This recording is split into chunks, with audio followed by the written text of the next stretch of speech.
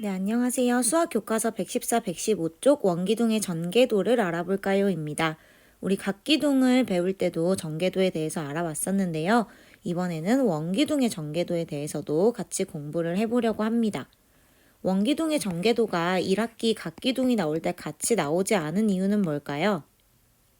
원기둥의 전개도를 그리려면 원주나 원주율 이런 개념들을 이해하고 있어야 돼요. 근데 우리가 1학기 때는 이런 것들을 배우지 않았기 때문에 원기둥은 이제 2학기에 와서 배우게 됩니다. 문제를 통해서 오늘 배울 내용 확인해 볼게요. 1번, 원기둥 모양의 과자 상자를 잘라서 펼쳐 봅시다. 상자를 펼치려면 두 밑면의 둘레를 따라 잘라야 해. 두 밑면의 수직인 선분을 따라 자르면 옆면을 펼칠 수 있어. 이렇게 되어 있죠. 그래서 이 두 친구가 과자 봉지를 잘라서 펼쳐내고 있는데요. 윗부분하고 아랫부분의 원은 그대로 가위질을 해서 잘라냈고 옆부분은 이렇게 수직인 선을 이용해서 잘라서 펼칠 수 있었습니다. 밑면과 옆면은 각각 어떤 모양인가요? 보니까 이 과자 봉지가 원래 원기둥 모양이었던 것 같죠? 그래서 윗부분은 이렇게 떼어냈더니 원 모양이고요.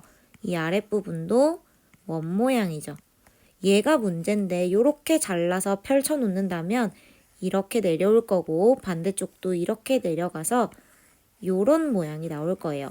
이 모양은 우리가 배웠던 도형 중에 직사각형에 해당이 되죠. 그래서 밑면은 원 모양이고요. 옆면은 직사각형 모양이 됩니다.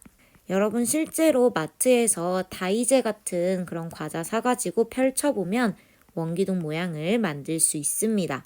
혹시 오늘 마트에 가는 친구들은 한번 도전해 보세요. 원기둥을 잘라서 펼쳐놓은 그림을 원기둥의 전개도라고 합니다. 라고 했어요. 전개도라는 개념은 1학기 때도 배웠죠? 전자는 펼전자, 펴서 개, 열개자, 열어냅니다. 그렇게 그려낸 그림을 전개도라고 하는 거죠. 2번 원기둥의 전개도를 알아봅시다.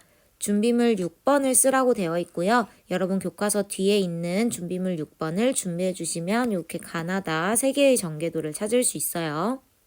준비물을 사용하여 원기둥을 만들 수 있는 전개도를 찾고 두 번째에서는 만들 수 없는 전개도와 그 이유까지 말해보라고 했습니다. 여러분 영상 잠깐 멈추고 준비물 6번을 이용해서 원기둥을 만들 수 있는 전개도를 한번 찾아보세요.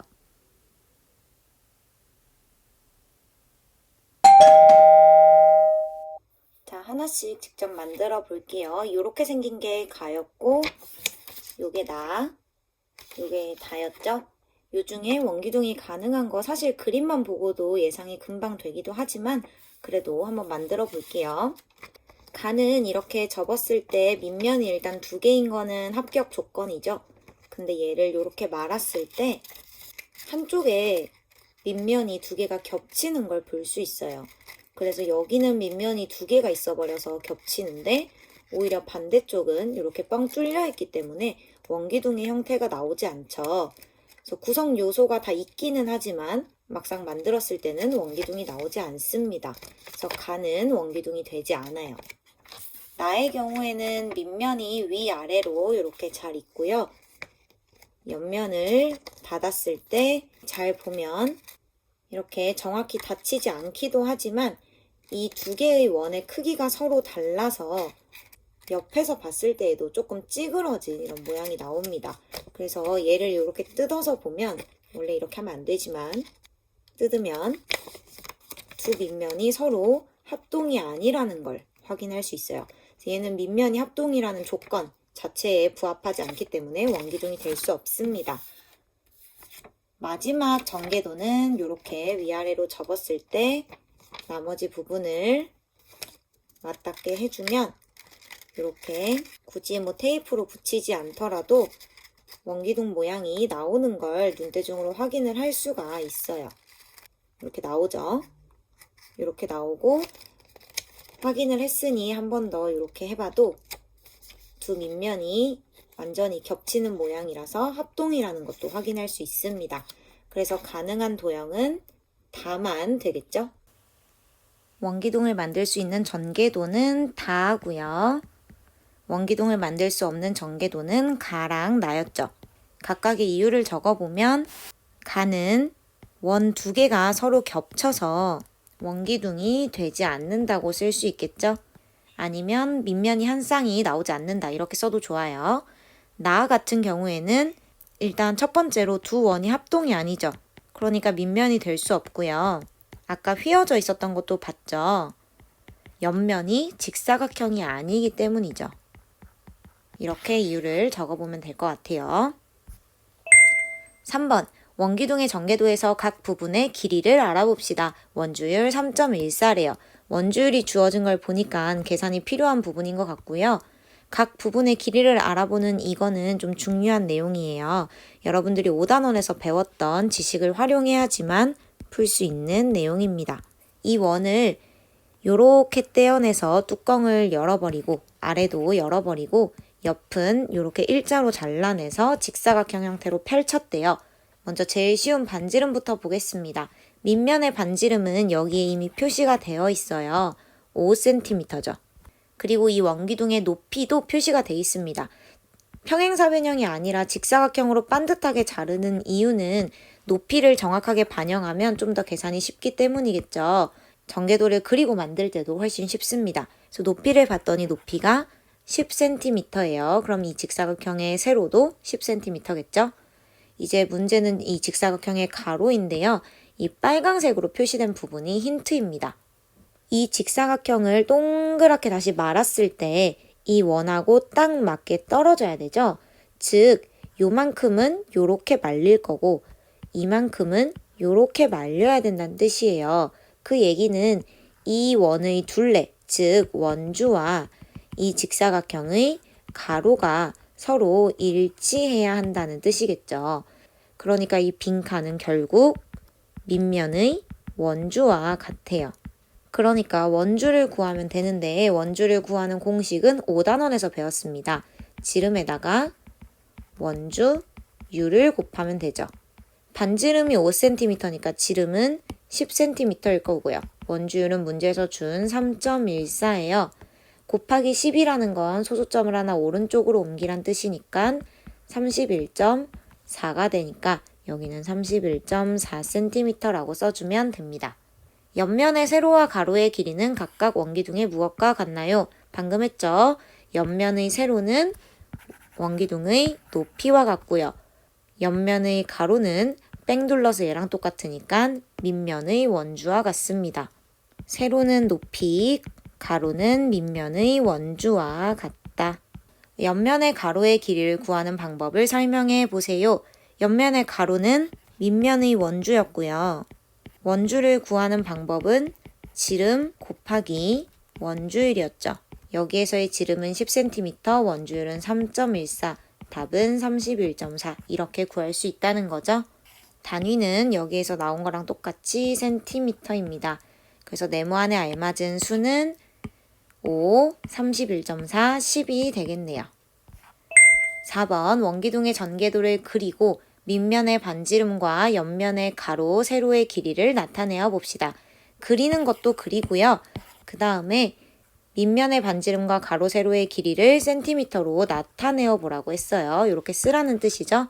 영상 멈추고 먼저 스스로 한번 해보세요.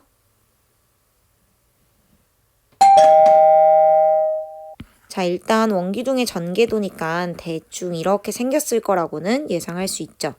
근데 이걸 바로 그릴 수는 없으니까 여기서 얘의 길이와 또 얘의 길이와 밑면의 반지름, 얘의 길이를 알아야 돼요. 자, 그럼 하나씩 한번 구해볼게요. 제일 쉬운 거는 일단 얘랑 얘죠. 밑면의 반지름, 여기랑 똑같으니까 여기는 2cm입니다. 그 다음 옆면의 세로는 원기둥의 높이와 같았으니까 3cm가 되죠. 남은 건 요 가로인데요. 이 가로는 아까 말했던 것처럼 원주와 같죠. 얘가 얘를 딱 알맞게 감싸야 되니까 이건 원주입니다. 근데 원주는 지름 곱하기 원주율이었으니까 이 원의 밑면의 지름인 2는 4cm에다가 원주율 3을 곱해야 되죠. 즉 옆면의 가로는 12cm입니다. 그럼 그릴 수 있겠죠. 12 3, 12, 3인 직사각형을 그린 다음에 반지름이 2cm인 원을 그리면 돼요. 가로는 12고요. 세로는 3cm입니다. 대강 이렇게 나오겠죠? 3cm 그리고 가로는 12cm. 이 숫자까지 써주셔야 돼요. 나타내어 보라고 했으니까. 그 다음 원의 반지름이 2cm였죠? 그럼 반지름이 2cm, 지름이 4cm인 원을 그려야 되니까 4, 4인 요런 원을 그려야 돼요. 그래서 원의 크기가 요렇게 나오겠죠? 이쪽 지름과 이쪽 지름이 다 4가 되는지 확인하면 되겠죠? 그리고 반지름을 표시해 줘야 되니까 여기 반지름을 표시하는 선을 하나 긋고 2cm라고 써주면 되겠죠? 그리고 아래쪽에도 아무 곳에나 똑같은 원을 하나 그려주면 됩니다. 어디에 붙어도 원을 만드는데 문제가 없어요. 그러니까 아무 데나 그냥 붙여주시면 돼요. 자, 그래서 본인이 그린 원기둥과 제가 그린 원기둥에 2cm가 맞는지 한번 확인해 보시고 틀렸다면 다시 한번 풀어보도록 하세요. 오늘은 원기둥의 전개도에 대해서 알아봤죠. 전개도의 개념은 1학기 때도 배웠으니까 생략하고요. 항상 통상적으로 직사각형과 원 2개, 위아래에 붙은 원 2개로 이루어져 있다는 걸 기억하면 되겠죠.